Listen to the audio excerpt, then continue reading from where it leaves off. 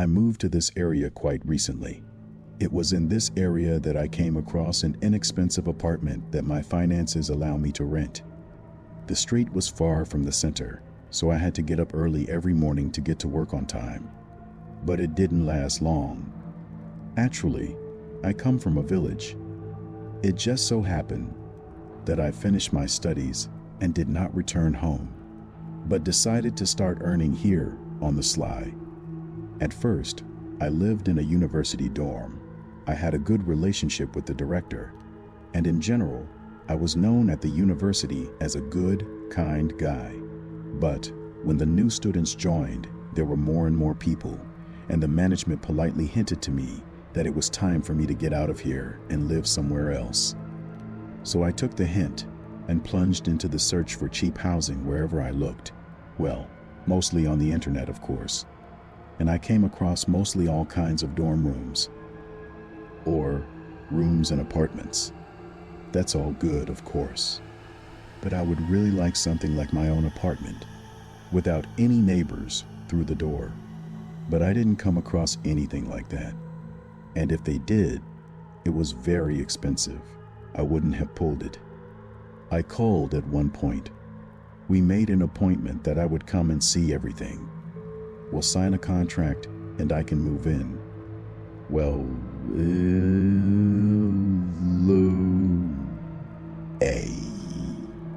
looks like a room, more or less. The only thing that sucks is that the toilet is far away, right at the end of the corridor, and the souls are on the ground floor. Well, at least you pay pennies, and there are all the amenities. Refrigerator, microwave, and so on. We agreed the next morning at 11 o'clock that I would come to look at the room. Today, I was packing my things in bags since I didn't have a suitcase. And there weren't many things like that. The next morning, I handed in the key and hobbled off with the packages to the address listed in the ad. But as soon as I got to the bus stop, I saw a large handwritten sign on it. One-bedroom apartment for rent is inexpensive. And tear off the numbers. Well, I just dialed the number for fun. Hello. A guy picked up the phone. He sounded so old. Yes, I'm here about the ad. Are you still renting an apartment? Already? I just put it up yesterday.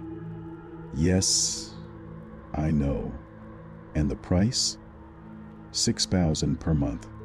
Well, plus payments. Damn, it's cheaper than that room. And when can I watch it? Yes, even now. Isn't this an agency? What kind of agency is there? I don't even want to get involved with these charlatans. Okay, are you coming today? Yes, I'll be there in half an hour. Okay, then I'm waiting. Pancake. It's kind of embarrassing in front of the owners of that room. What I'm worried about is that I'm going to dial and reschedule the meeting. Well, I won't cancel it. You never know. There's not an apartment there, but some kind of hand. I immediately canceled the meeting and went to the address indicated in the ad at the bus stop. I drove for a long time, which meant that my hope future housing is far from. I asked the driver to stop at that address because I myself have no idea where it is at all. After 20-30 minutes, I got to the place, disembarked with packages from the minibus, and dialed the landlord of the apartment to find out the exact address. I walked from the stop to the house for about 10 minutes, and in front of I drew an old panel 5-story building next to it. Another and another between them. The distance was 100 to 150 meters at most, right one-on-one. Almost standing a little later, I realized what I was describing.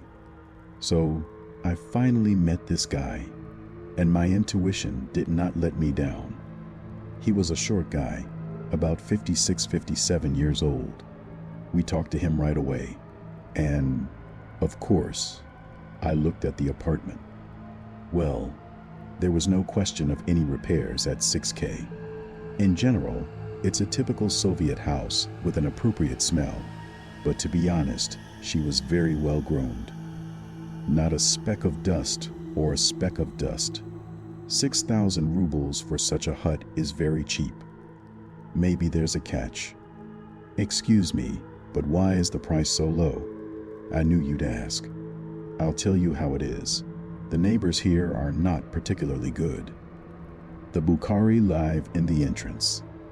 Mostly there are pension residents who will be outraged at every sound you make. Well, as you can see, the apartment is far from new. Then you need to live out your pension. And the salary of the caretaker is, like, it's not a particularly big one, but I also have a room with my wife who died there, and I'll stay there for now. And I went around the apartment again. It seems warm and cozy. The old ones won't die. Okay, I'd agree. How's the money for the first one and the last one? Hey, what are you stupid for? What the fuck do I care about the last one? Give me this month and I'm out of here. Yes, I'm already looking with my things even. A student, perhaps? Yes, no, not a student. Just not a local. Why are there so few things? I haven't made any more money.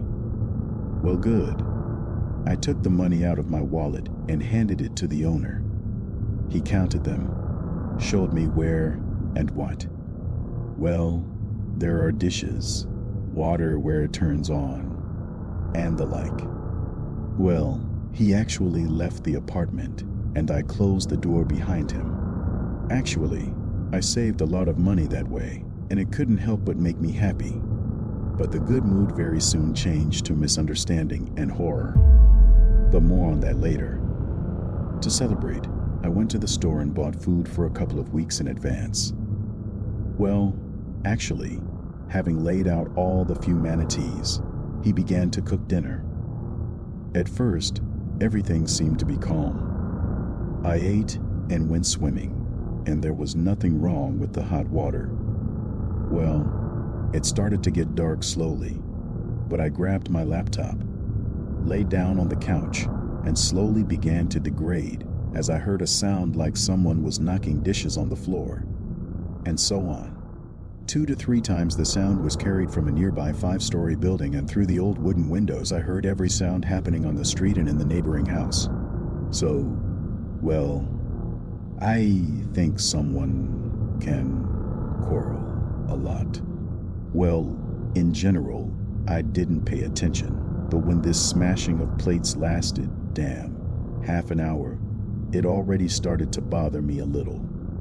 And moreover, the sound was, well, the same with every throw of the dishes. I took a cigarette and went out onto the balcony. I look, the windows are glowing, everything is fine. Someone is cooking in the kitchen, someone is drinking, but several windows directly in front of my apartment were not lit. But I listened, and the sound came from there, from the apartment opposite. I thought strangely, lit a cigarette, and stood staring. And it's dark at home too. The laptop screen is only glowing, but you can't see it from the balcony. And as soon as I lit a cigarette, the clash of plates stopped. It was as if someone had seen me. Well, thank God, I guess. He finished his cigarette quickly and went back to the room. And lying further behind the laptop, I hear the cymbal fight has started again. Come on, motherfucker. What kind of morons live there? I went out onto the balcony again, and the lights were already on in the windows opposite, but I couldn't see anyone behind the curtains. A couple of times, just a silhouette of some kind, passed, that's all. But the battle of dishes continued. But how much did they have there? And why aren't any of the neighbors coming? I do not know if you will not call the cops there. I took my phone out of my pocket and flashed it. I hope it will work like a cigarette. But it doesn't work anymore.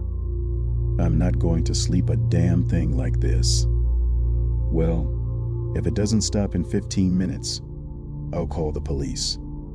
The light was slowly fading in the windows. It was already getting close to night, and the lights went out in the apartment across the street too. I didn't hear any more dishes fighting. I closed my laptop. I went to the kitchen, drank some water, and went to bed. I have to go to work early tomorrow. I fell asleep quickly, and the night passed quietly, just like the working day, which flew by quickly and unnoticed. And now it's evening again. I'm going home. I see the light is on. The light is in that apartment, but there are no sounds coming out of it.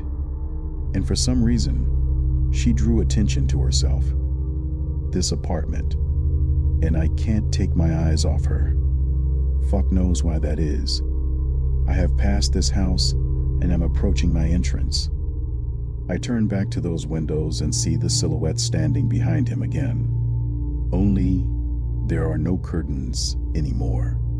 And from below, I can't even see who's standing there. Now, I think I'll go up to my floor and take a look. Yeah, fuck it. I went into the apartment and immediately went out onto the balcony. But I didn't find anyone in the window opposite. I put it all out of my mind and went about my business. I ate, washed up, and went back to bed with my laptop. I hear sounds again. He got up from the bed and listened. Now there was a sound like someone was creaking furniture. It was as if they were moving her from place to place, creaking so disgustingly. No, well, it's not normal at all. 11:30 at night. It's okay that people have to go to work tomorrow. Now I understand the guy who rented me the apartment, especially what he told me about the neighbors. But this fidgeting lasted at most 15 minutes. Then it stopped, and there was silence, in which I was able to fall asleep. I suddenly wake up feeling eyes on me. He's so intense and so boring. I woke up, opened my eyes, as if I hadn't fallen asleep at all. My mouth is dry, as if I drank a couple liters of vodka yesterday. I get out of bed and trudge into the kitchen to drink some water. I turn my back to the window, and I could feel someone staring at me, and that made it scary. I had no desire to look out the window opposite. I went into the kitchen, drank some water, and involuntarily looked out the window. The light wasn't on, but I saw movement in the darkness.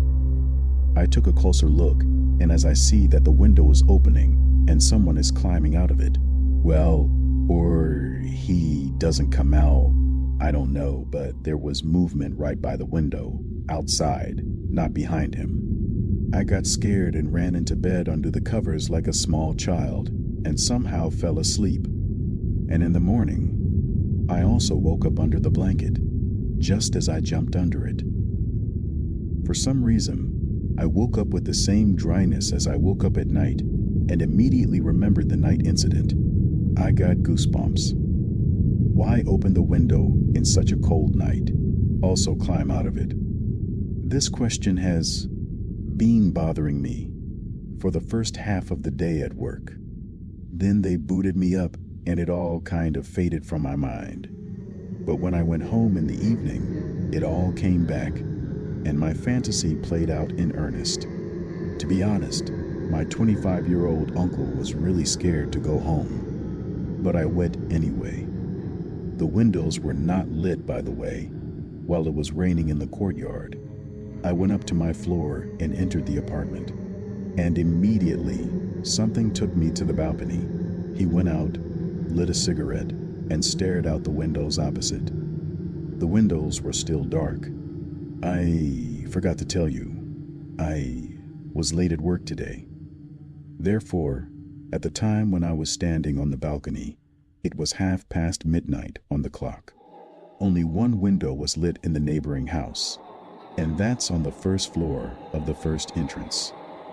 So I look, stare at the windows opposite, and again, I see some kind of movement in the dark. My eyes have already adjusted, and suddenly I feel myself being looked at, sharp and boring, like last night. I abruptly ducked behind the balcony wall and climbed into the apartment, closing the door. I got up and saw the light come on again in the windows opposite. And I also noticed a silhouette moving around the apartment there. Suddenly, this silhouette walked up to the window and opened the curtains. I couldn't really see who was there, but there was clearly someone quite tall standing by the window. And at one point, my body was covered with goosebumps because my phone started to burst from text messages okay. I rushed to him and froze. I received text messages from an unknown number, and all of them had only 3 words. Don't look out the windows. What? How? But how? Who sends them? Where did my number come from? The messages wouldn't stop coming, so I had to turn off my phone. I squeezed myself into the corner of the room. I started to get flustered. Who are they out there? Where did my number come from? What the hell is this? But it's still flowers compared to what happened next. And then it was that I decided to call the police, turn on my phone and lift my head to look out the window and roughly understand what kind of apartment they have there. And I see something wrong is happening. Something starts to come out of the apartment, but it was not to oppress. Human. But it wasn't a man. Well, it's understandable that people don't really know how to stand on the walls. I was speechless too. I dropped the phone, and it was like something was coming out of the apartment. I heard it, and it raised its head and pierced my balcony with its gaze, and it seemed to penetrate right into my mind. A terrible fear enveloped me in its prickly embrace. My mouth was dry again. I couldn't even move, and the creature had already climbed out of the window. And then another one, and there was a third one, but smaller. They moved so slowly and strangely, throwing their long limbs over each other, and it looked extremely strange, and it's just disgusting. And something told me that they were coming at me, because I don't think anyone has ever watched the windows so closely, and no one else received such text messages. Suddenly, there was a knock on the door. I barely got to my feet, and he went into the hallway. I stand in silence, and from behind the door, a woman's voice. Young man, open up. Young man, open up. You flooded us. Wake up, we have an apartment full of water. What are you drunk for? And I myself quietly went into the bathroom, into the kitchen, and into the toilet. The pipes are fine everywhere. It's dry everywhere. And nowhere is there even a hint that something has leaked somewhere. And even more so, if they are neighbors, how do they know that a young man lives here? If I was renting an apartment, and when I went up the stairs, no one saw me. I quietly crept up to the peephole, looked into it, and regretted my curiosity, because there was something standing behind the door that looked vaguely human. Long, outstretched arms were banging on my door, right next to the peephole, and a terrible, wrinkled, rotten face was saying in a thin female voice that I had flooded their vision. Most likely, they understood that I would not let anyone into the apartment, and I decided to take it by trickery.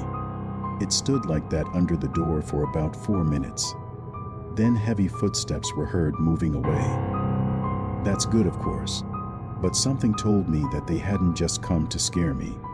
Bitch, why come to me? Why me? There are a lot of people living in the house. Well, I looked at it, and what's next? Nothing terrible happened. Why would I break down the door? I barely got to my feet. My heart was just jumping out of my chest. You have to run from the apartment. Wait, what if there's someone down there waiting for this? Several of them got out of that apartment. We need to look out the window to see if anyone is standing there. I went to the kitchen window. I'm watching one of the creatures climb back into the apartment. Well, I, the fool, thought that everything was fine and they all got in there. And as soon as the creature climbed through the window, something suddenly appeared in front of me. Something creepy and terrible. It's under my window. I jumped away from the window and fell to the floor, but I couldn't take my eyes off the window. More precisely, not from the window, but from the fact that she was staring at me from that side. And there was a humanoid creature staring at me, resembling some kind of old woman. But all she had from the old woman was a head, an incomprehensible white oblong body, and very long limbs, each 1.5 meters long. And with these limbs, she tried to break the glass, first lightly, and then as she hit with all her might that the glass crumbled, and even the frame fell off and fell into the kitchen. Getting the hook of it, I was standing there, numb. What the fuck is this? Where did it come from? What should I do? Escape? Anyway, there's another one under the porch. They didn't want anyone to notice them in that apartment anymore. But I noticed it, and now I'm getting it. The creature was breaking out the last pieces of the window. Sensing my not-so-good fate in a hurry, I seemed to come to my senses and, gathering my strength into a fist, tried to push the creature back. And it's going to be a bit painful to fall from the 5th floor. Maybe it would die if it did. But no. The creature was hanging onto the wall very well in some way, like an insect of some kind, but it was extremely clumsy and it played into my hands. I grabbed a knife. Fortunately, all this orgy was going on in the kitchen, and I started fucking with all my might. The creature's stomach flew down. I look out the window. Another one immediately climbs out from the window opposite and rushes in my direction. And even then I noticed that it was really, I couldn't think of anything better than to run into another room and hide in a closet. But what about jumping out the window and crashing under the porch? There's a creature waiting 100% in the closet. I called the police, and how lucky I was that I made it, because as soon as I hung up the phone, footsteps sounded in the apartment, heavy and shuffling. I was sitting in the closet and I was afraid to even exhale. I could tell by the footsteps that there were 2 of them in the apartment. Then the pogrom began. Everything was flying. Dishes were smashed, lamps were smashed, furniture was overturned. And in general, it all lasted 5 minutes. And then the silence is deathly. No footsteps, no sounds, nothing. And outside the window, I hear the sound of a police siren. The doorbell rang. I knew it was the police and immediately ran to the door. The police came into the apartment. You should have seen their faces. Yes, and I'm also fucked up by the look of the apartment. Everything was scattered. The wallpaper is scratched. Everything that could be smashed was smashed. And they broke it. And you probably didn't figure out about the 2nd room. The door was covered with wallpaper, and they probably thought that there was only 1 room. God, I'm so lucky. I told the police. They kind of believed me, but I don't think so though. It's impossible to believe in such a thing. I was thinking of showing them the dead creature that fell from the window, but there was no one downstairs. Anyway, they wrote some kind of protocol there and left. The lights in the windows opposite did not turn on that night. I did not sleep. I already sat like this until the morning in another room. In the morning I packed my bags and left. I have no money. I barely have a ticket to my parents. I went there to the village. I've been living here for 2 days now. I've been sitting at my computer at night. My mother flies into the room. And he says, "Listen, son. Aunt Gallia died in the house opposite 3 weeks ago. And the day before yesterday, when you arrived, her windows started to light up at night, although there is no one in the house. Maybe there's something wrong with the electrics. Daddy went to look over there." "Where did you go?" "Well, into the house. Let's get after him quickly." I jumped out of my chair and ran outside with my mom.